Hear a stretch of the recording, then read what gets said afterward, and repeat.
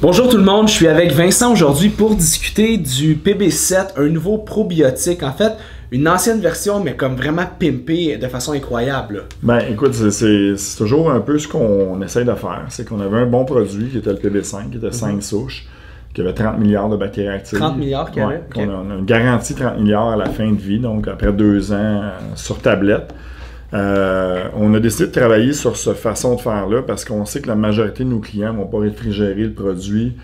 Et on a aussi nous autres, on le réfrigère ici. Tu l'as vu, le frigidaire, on l'avait visité. Mais dans le transport, on n'est pas dans des camions réfrigérés. Dans les magasins, la plupart n'ont pas des frigidaires.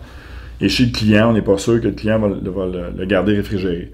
Donc, quand on a développé le produit, on voulait s'assurer que dans des températures de pièce, donc 18 et 20 degrés, dans des températures normales, qu'on était pour avoir un certain nombre de bactéries garanties. Et c'est pour ça qu'on claim 50 milliards de bactéries actives. Mais comme le document qui est ici démontre, puis comme je t'avais montré, on parle d'un produit qui en contient 217 milliards au début. Donc, si vous achetez le produit présentement, vous assurez que vous avez au-dessus de 200 milliards, ça c'est sûr. Donc, en fin de vie, il va être un petit peu moins puissant, mais c'est quand même ce qui est écrit sur l'étiquette. Fait que ça, c'est une chose. Fait que c'est un produit qui est stable sur la tablette. Fait qu'on a souvent les gens, peux-tu que je réfrigère ça? C'est sûr que si vous le réfrigérez, vous augmentez sa durée de vie. Donc, vous allez avoir des bactéries vivantes plus longtemps. Donc, vous avez peut-être un produit qui est plus puissant plus longtemps pour le même prix. Fait que je vous encourage à le faire.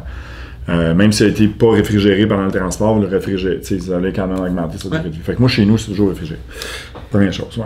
Good, intéressant. Écoute, je lisais hors d'onde le label, ça en fait des affaires? Oui, définitivement. On a plusieurs claims. La compagnie avec qui on a travaillé, c'est un des plus gros fabricants de probiotiques au monde. Ils ont beaucoup de ce qu'on appelle des master files dans les gouvernements où ils homologuent les produits. Donc, chez Santé Canada, eux autres, ils ont énormément de claims qu'on peut faire avec les études scientifiques en arrière. C'est juste les références scientifiques, des pattes de mouche. J'en ai 2 pages comme ça. J'en ai imprimé une, là, mais j'en ai 2 pages comme ça. Et quand on a fait la recherche, à chaque fois qu'on choisissait une souche, le fournisseur nous avait regardé dans tel contexte, voici tout ça, puis on est capable de faire tel claim.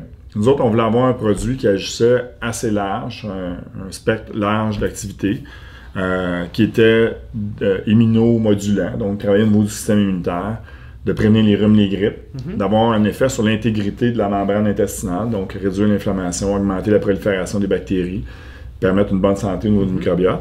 Puis on va avoir un effet aussi qui était efficace pour diminuer le stress chez les individus. Donc on a des souches qui ont été documentées, qui ont un effet aussi, parce qu'on connaît de plus en plus le crosstalk, ce qu'on appelle en anglais, qui est un peu des voies de conversation qui entre les bactéries de l'intestin et les mitochondries, qui sont étrangement des anciennes bactéries, si on regarde l'évolution de l'être humain, les bactéries eucaryotes et procaryotes.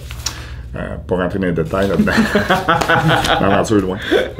C'est pas un domaine d'expertise, loin de là. Mais c'est ça. Fait qu'on a développé un produit qui est très complet, qui peut être pris sur une longue période de temps pour prévenir des problèmes au niveau du système immunitaire, pour aider à la santé en général. Fait que c'était ça. On voulait avoir quelque chose qui était assez large, pas quelque chose de trop pointu. C'était ça ma question. Les 5 plus gros effets positifs qu'un PB7 peut m'apporter, moi, comme consommateur. IBS, donc syndrome du côlon irritable. Oui. Donc, les gens qui ont des problèmes de constipation ou de diarrhée, qui sont aléatoires entre les deux, très bon pour ça. Système immunitaire plus affaibli, donc des gens qui auraient pris des antibiotiques. Donc, post-antibiotiques, on a des claims là-dessus aussi sur l'étiquette. Juste pour vous montrer que l'étiquette en contient des affaires. Il y a un peel-off en plus, fait qu'il y a tout ça décrit ici en tout petit. Et on a l'autre côté, fait qu'on a beaucoup de claims sur ce produit-là. Et un de ceux qu'on a, c'est que ça aide à rétablir le système immunitaire après l'utilisation d'un antibiotique. Et ça peut même être utilisé en même temps. Il faut demander au pharmacien, seulement à 2 heures d'intervalle avec la prise d'antibiotiques, ça peut prévenir de défaire, de détruire toute la flore intestinale. Exactement. Et après ça, on a aussi des claims qui vont être bons pour le système immunitaire en général, donc rhume et grippe directement, donc pour le rhume et la grippe, la saison du rhume et grippe, de diminuer la durée. Et on a même aussi un claim sur le traitement de l'Helicobacter pylori, qui est une bactérie qui peut causer des reflux gastriques et qui peut amener aussi même éventuellement dans un stade plus avancé des risques de cancer de l'estomac. Quand même. Donc, suite au traitement d'antibiotiques qui est très puissant pour traiter la bactérie, ce probiotique-là est prouvé efficace pour rétablir la santé gastro-intestinale. Donc, c'est un produit qui est très large d'action. Et le stress, tu le mentionnais tantôt. Oui, il y a une souche qui a été testée au niveau du stress. Et ça a un effet aussi, justement, de contrer l'effet du stress sur l'immunité. Okay. Donc, si un cortisol serait élevé, il aurait tendance à déstabiliser la flore intestinale. Et cette souche-là aurait un effet là, pour contrer cet effet-là. Il y a quelqu'un qui mange beaucoup de sucre aussi. Définitivement, mais c'est sûr que si on mange plus de sucre, on a tendance à avoir plus de dysbiose parce qu'on va augmenter la prolifération des bactéries pathogènes, des levures et tout ça. Fait qu'il faut toujours mettre ça dans le contexte, il faut s'aider un peu. Il n'y a pas personne qui va avoir une alimentation nord-américaine moyenne, ce qu'on appelle le SAD diet, le Standard American Diet, et qui va avoir le plein potentiel, même s'il peut rester une certaine partie d'efficacité, si on va avoir le plein potentiel, il faut faire attention à ce qu'on mange. Première question, est-ce que je vais avoir une grande flore prébiotique avant de prendre un probiotique? C'est sûr, c'est toujours la même équation, c'est-à-dire qu'il faut essayer d'enlever le pathogène. Imaginez-vous que votre flore, vous êtes en train de faire un jardin chez vous, ça prend un terrain propice à la prolifération, donc le probiotique, c'est un peu vos graines, si vous voulez, puis votre engrais. Et votre flore, c'est un peu votre terre, votre terrain. Fait que pour être capable de bâtir ça, mais ça prend une flore prébiotique qui est en bonne santé, donc une terre qui est de qualité. Donc, c'est pas des mauvaises herbes, c'est pas de la roche, pas de l'asphalte, c'est de la terre. Donc, pour ça, ça prend des fibres solubles et insolubles qui vont fermenter dans l'intestin, qui vont permettre de produire des acides gras à chaîne courte qu'on appelle l'acide butyrique, qui est une des plus importantes au niveau de la nourriture de la flore intestinale. Puis là, après ça, on prend des probiotiques, puis nécessairement, on a un terrain pour proliférer. Donc, légumes, végétaux et oui, beaucoup de végétaux. Essentiellement, les végétaux qu'on mange sont là pour servir.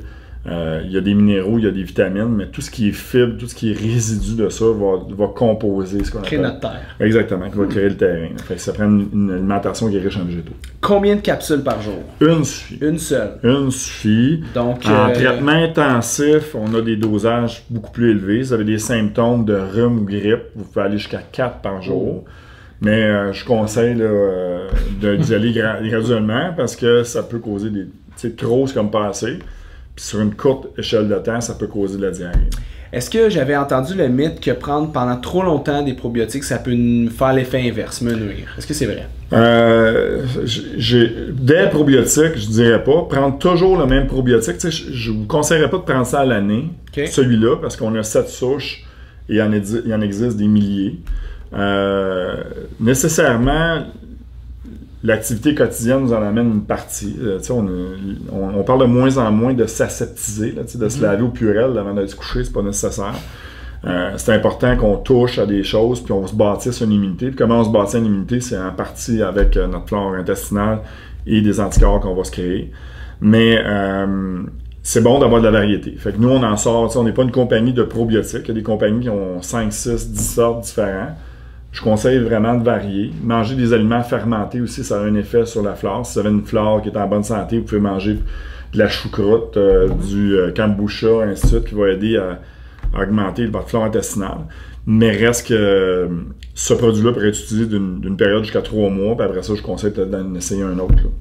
Good. Deux dernières questions techniques. Oui. Première question technique, est-ce que tu me parles de terre, tu me parles de graines, est-ce que je dois utiliser les fibres en même temps que le probiotique? C'est une bonne chose. On a un produit qui s'en vient, qui est une fibre prébiotique, qui a un effet anti-inflammatoire sur l'intestin, qui veut être lié avec ça.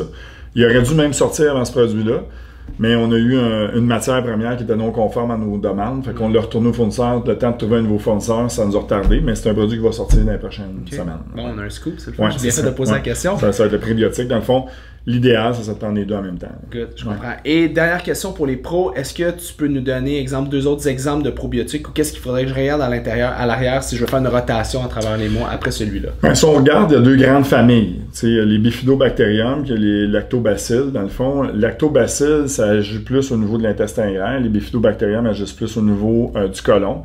Quand on choisit un probiotique, il faut qu'il y ait les deux idéalement si on n'a pas une action spécifique qu'on veut faire.